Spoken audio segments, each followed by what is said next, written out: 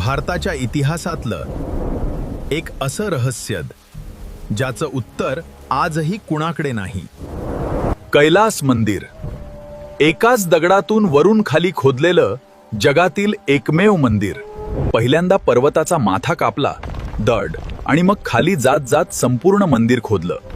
याला म्हणतात, या प्रक्रियेत 4 लाख टन दगड हटवला गेला.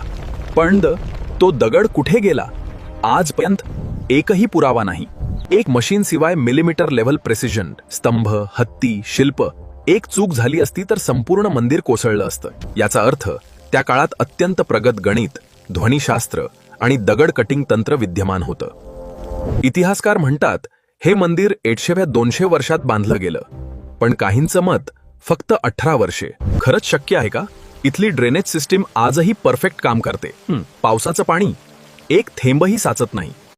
कैलास मंदिर हे फक्त मंदिर नाही, हा प्राचीन भारताचा आर्किटेक्चरल चमत्कार आहे. आणि आजही जगाला एकच प्रश्न पडतो, हे करणार कोण आणि कसं?